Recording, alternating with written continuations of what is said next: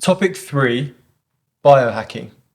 And just to start this topic, if you could give us a breakdown of how you define biohacking and what biohacking is and what it means, that would be fantastic. So the way I would define biohacking is simply using different studied methods, foods, habits, routines, ingredients, nootropics, workouts, combinations to really optimize health, general health, mental health, hormones, right? Testosterone production. When I want to say hormones, I mean testosterone production, stuff like that. Sleep, energy levels, cognitive function, All that good stuff. and literally just performance in general. Even fertility. So it's just that's how I would describe it. Just trying to literally optimize every aspect of your life, right? When it comes to Essentially. like fitness, nutrition, all these topics that we talk about, health. Definitely. And I see biohacking as being so important because it gives so many different approaches to do this, so many different approaches from so many different fields that you can use to solve a problem, if that makes sense, and to really, really optimize health and performance. Fantastic. And you mentioned something there. So health, performance, these are terms that probably people understand, but there was one term that you mentioned that some people might go, a what? And you said nootropic. And again, off the back of biohacking, what is a nootropic? What's an example of a nootropic?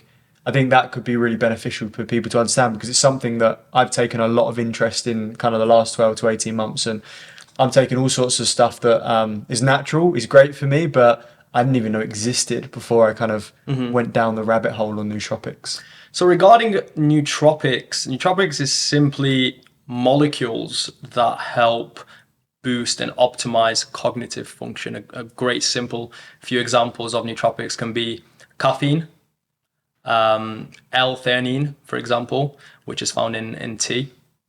And these are just great examples of stuff that we use maybe without even knowing that we use. And Yeah, they're like the hidden ones. they're the hidden ones, right? And then, of course, you've got so many other things that are gaining popularity right now. But what I will actually say about nootropics, so I don't actually use many myself purely because I've managed to, well, other than coffee, which I'm a huge fan of, tea as well for, like I said, L-theanine for the calming every effect. tea, every type of tea, or There's quite a few different.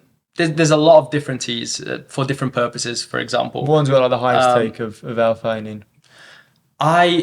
I haven't experimented enough, to be honest. I really haven't experimented enough. Like a green tea, a peppermint tea. So green tea and peppermint tea is great. I'm not even sure of the level of L-theanine that it has in it. Green tea is more for a better, well, it may be a better option for people to replace coffee because coffee may give some anxiety effects because of the higher caffeine level, but green tea has caffeine as well. So I'm more of a fan of caffeine than tea purely because I've tapped into so many different techniques of calming myself down and really optimizing my cognitive function without having to tap into too many nootropics.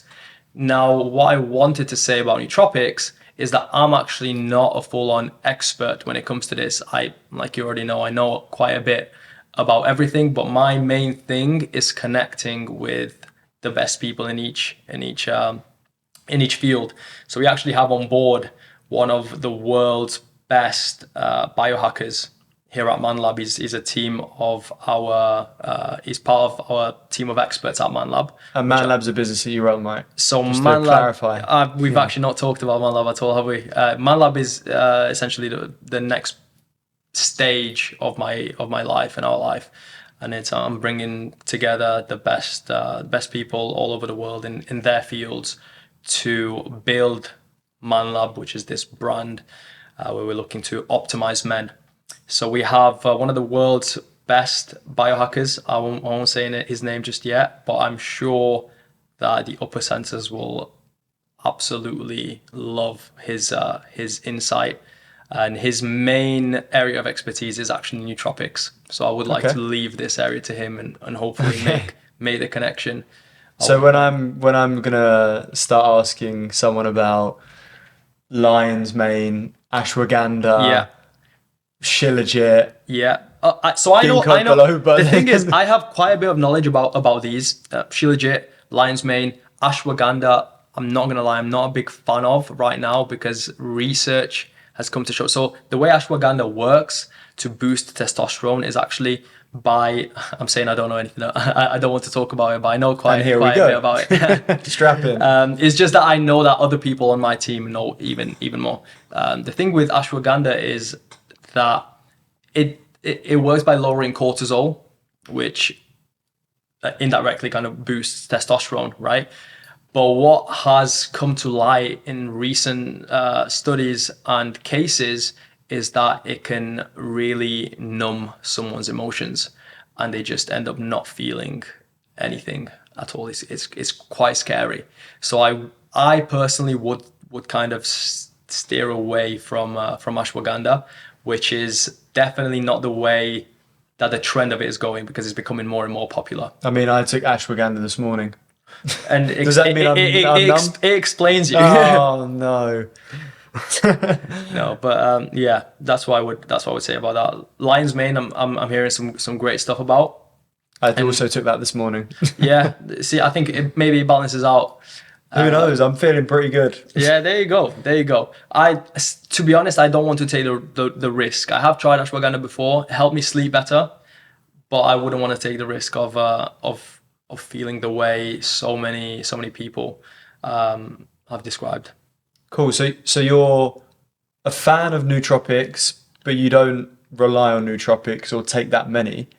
And based on that, what are some other general supplements that don't come under that topic that you do take that you are just a kind of staple in your diet? So like top tier supplements that you'd recommend. Let's start with the basics, which I recommend near enough everyone take, which would be what most people are actually deficient in: zinc, magnesium, and vitamin D3K2.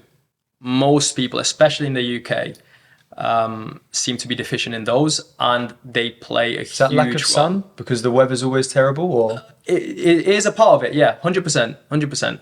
And of course, people just don't get enough of these through, well, it seems they don't get enough of these through the nutrition as well. But yeah, lack of sun is a huge one for in the UK for vitamin D. These are absolutely huge for just general health, normal function, testosterone production, regulating the hormones. So these are absolutely huge in that case.